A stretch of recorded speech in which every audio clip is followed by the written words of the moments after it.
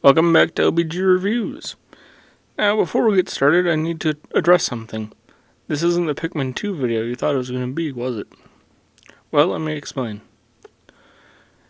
Back before I went on my trip that ended up being for my grandmother's funeral, I had said something in one of my past videos that once I had gotten back, I would do a retrospective video on each of my past videos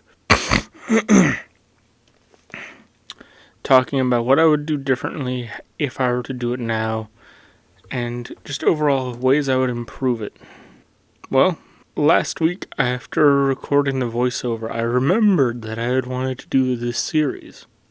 So, welcome to the LBG Retrospective series. How this is going to work is that I will play a portion of the video for you, then I will pause the video at points where I have commentary, like current me has commentary, not past me. But I'll pause when I have something to say about it, and then we'll continue on until we reach the end of the video. And then I'll give my final thoughts on what I think I would have done differently. Sound good? Let's dive in.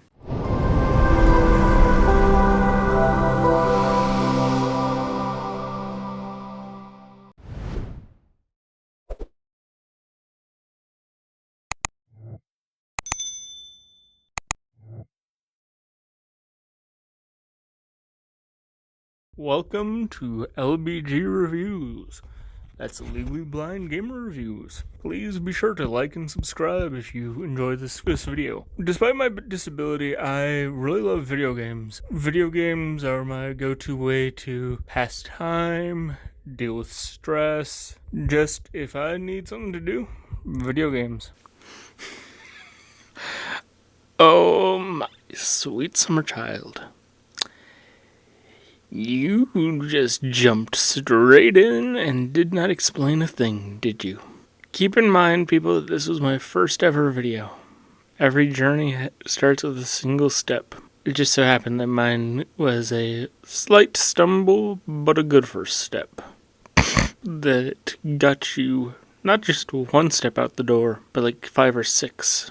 To further explain what I am referring to within the clip that you just watched, I am legally blind. As I had mentioned, that the channel is named Legally Blind Gamer Reviews. I'm not going to go into too much detail because I've talked about my disability a few times in the past, and you can find more information about that on my channel trailer and a few other key features within my YouTube channel. But I will say that everything that I say in this video is still true today. Alright, so here is the first thing that I would have done differently. As I'm sure you've noticed, I have a basic formula for my videos.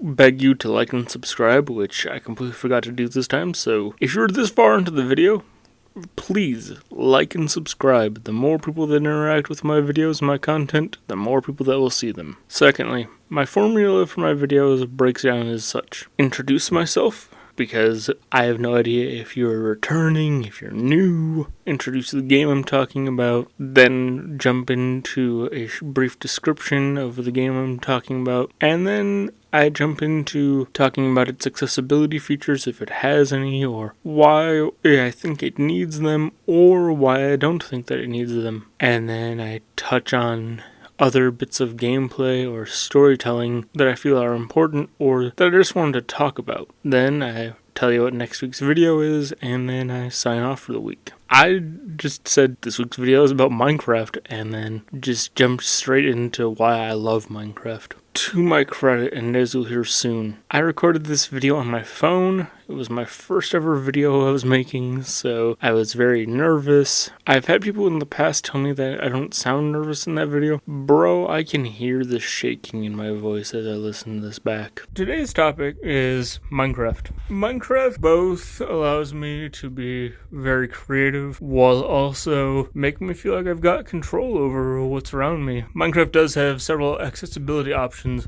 that makes it easier for people with disabilities like mine to play and enjoy the game. Some of these features that, while a lot of them I don't actually end up using, I do find really nice for accessibility are auto jump, narrator function, screen distortion effects being limited. In Java Edition, you can change the GUI scale. Also on Java Edition, you can get subtitles, and the subtitles will actually show you what direction a sound came from. Minecraft is also very customizable, and that makes it really nice to adjust the game as needed. Is it hard for me to see a certain block because of my vision? Okay, find a resource pack or create my own that makes that block stick out. That being said, there are several things about Minecraft that I do wish I could change without having to download a mod or a resource pack, but I will acknowledge that a lot of what I'm about to talk about can be changed through that. One example of such an accessibility option is on Java Edition especially, you have this little black outline around every block that you're looking at. Without downloading a resource pack, I wish that there was an accessibility option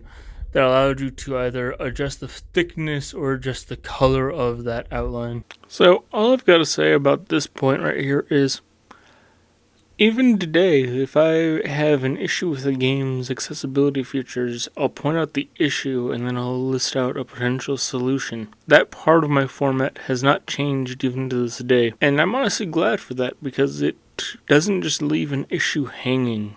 And also, while yes, I know that there are many resource packs and texture packs that can do it, I also wish that there were just options for colorblind people. Another thing that I wish that you could change without resource packs or modding is getting rid of the red tint on the death screen, because it can be quite confusing, especially with a visual impairment, staring at a red screen saying that you've died and left wondering, wait, how did I die? I mean, even though I know that the death screen will tell you directly, it would be easier to be able to see, oh yeah, I stubbed my toe into that lava there. Now, a lot of what I've been talking about for the majority of this video so far has been about, but I do have a lot of experience with the other edition of Minecraft, that being Bedrock Edition. Bedrock Edition is the version of Minecraft that you will play on either an Xbox, PlayStation, Nintendo Switch, or even your phone.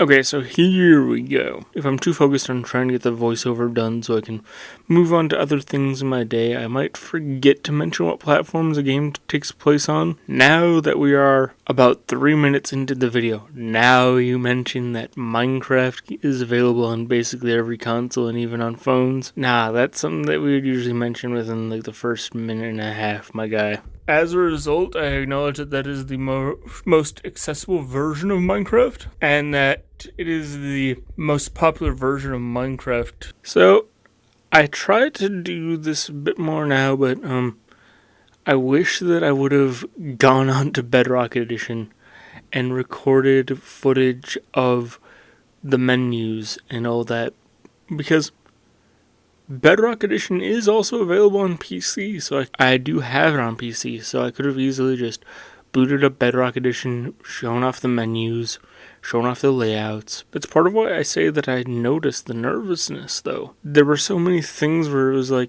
I'm so excited and I'm so anxious about starting this YouTube channel up that I just didn't think of these things, because I was like, alright, get this out the door as fast as possible.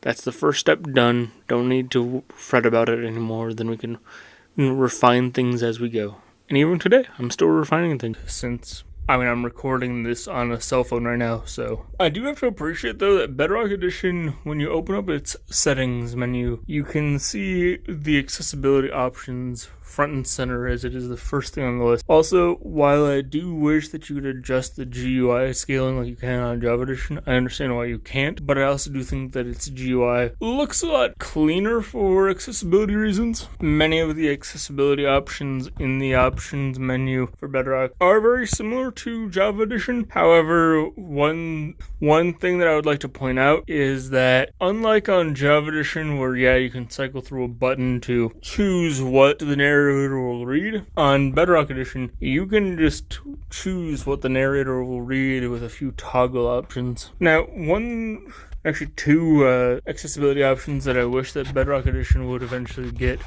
would be subtitles and at least a text size modifier, more so than what they already have. I think I've covered all of the bases of all of my praises, gripes, and grievances with Minecraft and its accessibility options. I do have to say though that if I were to give it a rating from 1 to 10 as to how accessible I believe Minecraft is, I would say an 8.5. Like, Bedrock Edition at least has the benefit more so than, say, Java Edition, where if you need it, you can play it on a 95-inch TV more accessibly thanks to things like Nintendo Switch, Xbox, and PlayStation.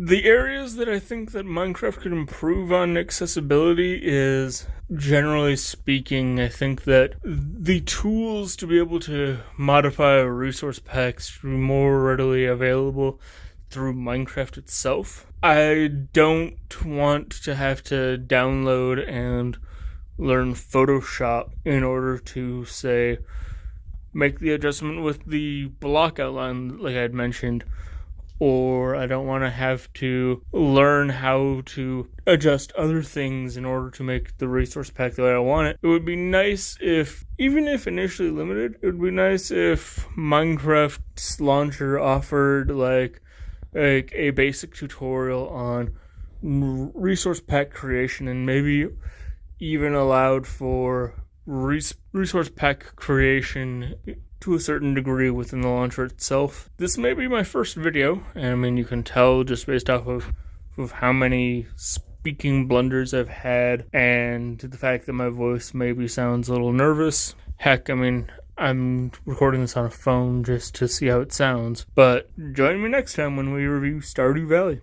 And there it is, the acknowledgement that I was recording the audio on a phone. All of the gameplay was recorded on PC because for some classes I've had in the past, and also for my own previous attempts at a dream of content creation, I already had OBS installed on my PC, so that's why I recorded mostly Java Edition, but newbie me didn't think about, oh yeah, Bedrock Edition is also on PC, we should open up that and show that off. Oof. That ending was a bit rough. So as I'm sure you may know if you've watched any of my videos all the way to the end, at the end of the video there is my outro, which is essentially a reversed version of the intro cinematic. And yes, that is exactly how I created it. I took the intro cinematic, flipped it around, shortened it a bit, and then there we go.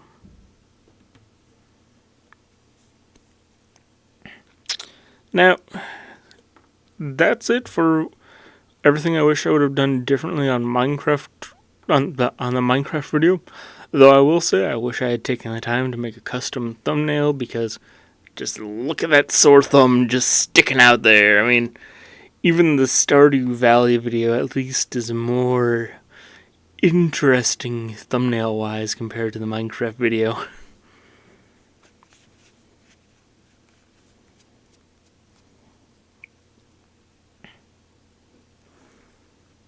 I'm not even going to touch the Power Wash Simulator video that comes after the Stardew Valley video, though.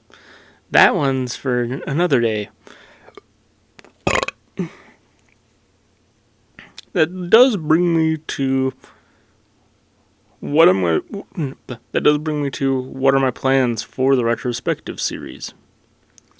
Well, I want to still put out minimum of 3 game reviews a month. So, I'll do a retrospective video once a month. I'll try to do it relatively close to the start of the month, so that way that's out of the way. I don't need to think about it as a month goes on. But I want to do 3 reviews a month and a retrospective video, so expect 3 reviews a month now rather than 4.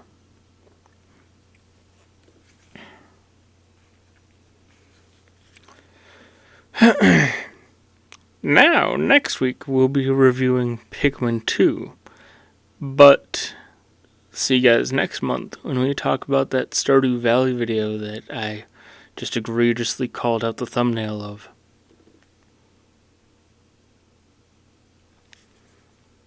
See you guys next week. Bye.